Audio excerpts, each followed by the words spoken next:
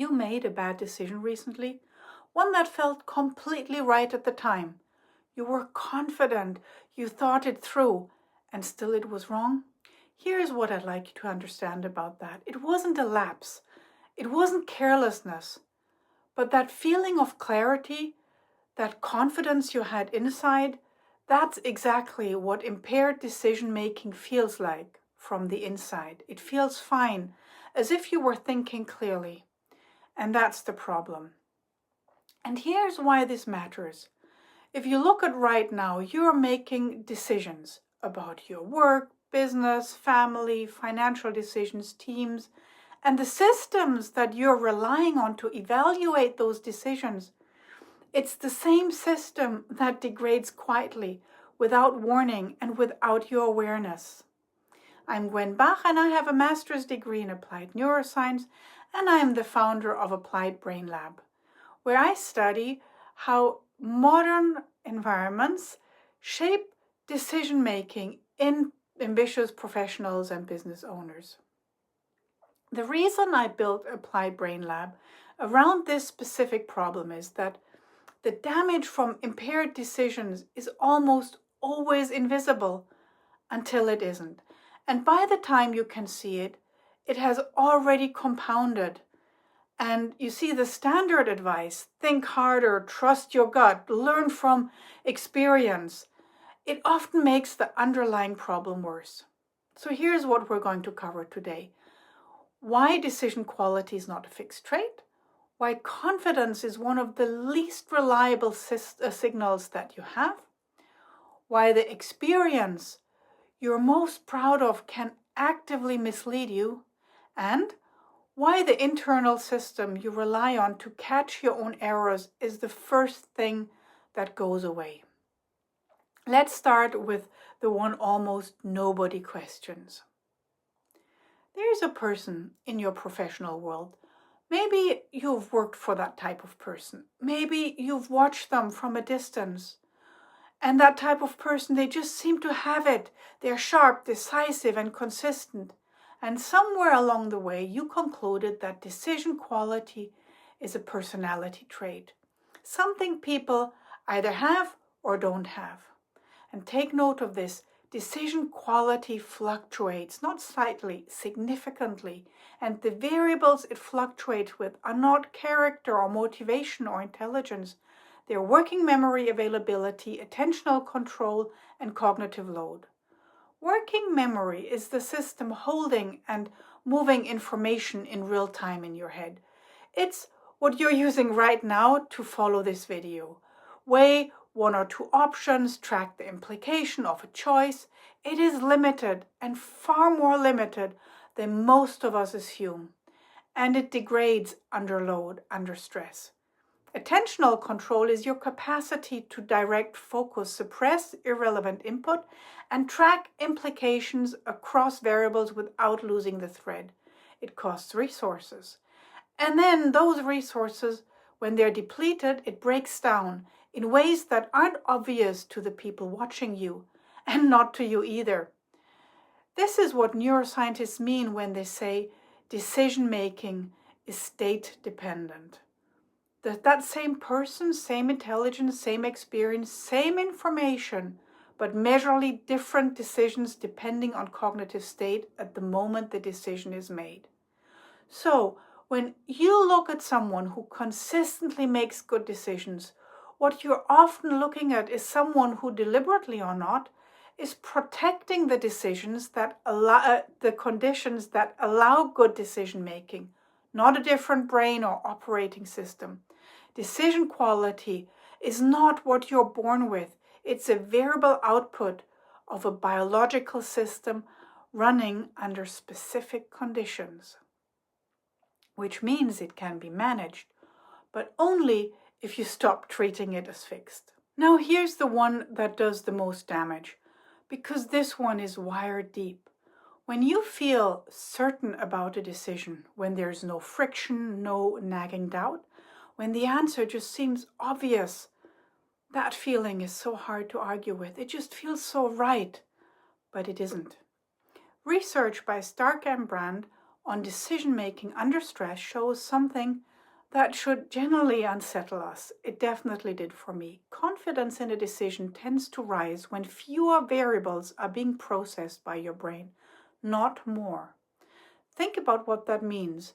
When your working memory is overloaded, your brain doesn't process all the relevant variables. It simplifies and it relies on mental shortcuts that produce fast, low-effort answers. And those answers, they feel smooth and certain, and they just feel so right. That feeling of certainty is not the result of thorough evaluation. It's the result of reduced evaluation. Kahneman's work on dual process cognition is useful here. The fast automatic system generates responses that feel intuitively correct. The slow deliberate system is what interrogates those responses and checks them against relevant variables and catches the errors. Under load, the slow system is compromised and the fast system runs largely unchecked. And the fast system is confident by default. So when you feel most certain, particularly when you're under pressure, late in a heavy day, or a heavy, high-stress environment, that certainty deserves more scrutiny and not less. The feeling of confidence is not evidence of decision quality, and in many conditions, it's evidence of exactly the opposite. And by the way, would you hit the like button so this reaches more people who need to see this kind of information?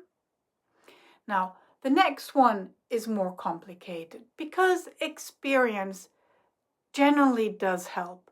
In the right conditions, experience builds what researchers call domain-specific pattern recognition, the ability to read situations quickly and accurately, to respond without reconstructing the reasoning from scratch. In stable, predictable environment, that's a real cognitive advantage. It's efficient and it works for all of us. The problem is the word stable. The environments most of us, most ambitious professionals and business owners operate in right now, they're not stable.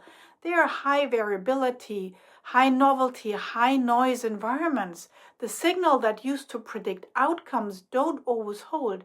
The context in which your experience was formed is not the context you're operating in now. And here's what happens when experience-based pattern recognition runs in an unstable environment. It doesn't fail loudly, it fails quietly. It produces confident, familiar feeling responses to situations that are actually different from the ones that build the pattern. The decision feels grounded because it's drawing on real experience, but the pattern is drawing on may not match the current situation. Gary Klein's research on naturalistic decision-making showed this in high-stakes domains. Military commanders, intensive care nurses, firefighters. Pattern matching works well when environments are consistent. It becomes a source of systematic error when environments change faster than the experience inside can update. And the professionals most likely to be misled by their own experience are the ones with most of it, because their pattern recognition is the most automatic, most confident, and the hardest to question and interrogate. Experience is not protection. It's a tool that works well in specific conditions and actively misleads in others. Okay, so this last one ties everything together. And in some ways, it's the most important. You believe you have a reliable internal auditor, a system that monitors your reasoning, catches your errors and flags the moments when your thinking has gone off track. And when that something is generally wrong, that system will surface it. Now here's the problem. The system that detects errors in your decision-making is the same system that degrades under cognitive load. Metacognition. Thinking about your own thinking is not a separate, independent process. It's a product of the prefrontal cortex, the same region of your brain responsible for working memory, attentional control, and higher order evaluation. When your cognitive load increases, prefrontal function is compromised, and that means your ability to accurately assess the quality of your own reasoning decreases at exactly the same time. And for exactly the same reasons, that reasoning quality decreases. What Dunning and Kruger documented is the competence required to evaluate performance in a domain is tied to the competence required to perform in that domain. When the system is impaired, the impairment is not visible to the impaired system. This is not a character flaw, and it's definitely not a sign of low intelligence. It's a structural feature of how the brain works. And this means the internal signal you're relying on to catch your own bad decisions, that feeling that something is off, that inner nagging doubt you cannot explain, that signal is least reliable exactly when the risk of a bad decision is the highest. Decisions made under load feel considered, they feel like the product of clear thinking. The system that would normally flag the error is offline. By the way, if you want to go deeper on this, subscribe so you won't miss the rest of this 5-part series. Every video builds on the last. So here's what you actually do with this. The problem isn't that you're making bad decisions. The problem is that you have no external check on the conditions under which you're making them. You're relying on the impaired system to assess itself. And we've just covered why that doesn't work. I've put this into a free printable worksheet you can use before your most consequential decisions or any decision that's important. The link is in this description below. And here's how it works. Before your most consequential decision or any important decision, you write 3 questions on paper. And don't use your phone or don't do it in your head, please. Please do it on paper, because the act of writing it down takes the check out of the impaired system and it makes it visible. Question 1. What is my current cognitive load? Have I been back to back with high demand situations today? And is my working memory already carrying unresolved problems from earlier? Question 2. What is my confidence level and why? If you feel very certain, that's your cue to slow down. Ask yourself, what variables am I not considering?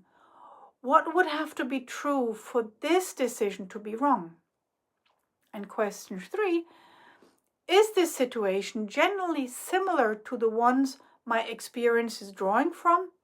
Or is there enough novelty there that my pattern recognition may be running on an outdated map? 3 questions. I simplified them a bit for the worksheet. But do this before a decision. It's not a complicated framework. It's the kind of structural checks that exist in aviation, in surgery, in any domain where the cost of an error is high enough to justify slowing down before. And your decisions, they're worth the same level of protection. And here's the mental model I would like to leave you with. You are not a stable decision maker who occasionally has off days, because you and I were both biological systems whose output varies with our operating conditions. And there's the thing. The instrument you use to measure your own decision quality is part of the same system being measured. And when the system degrades, the instrument degrades with it. And it unfortunately doesn't send you an error message. That's a design problem, not a character problem. In the next video, we're going to look at what happens when you try to compensate.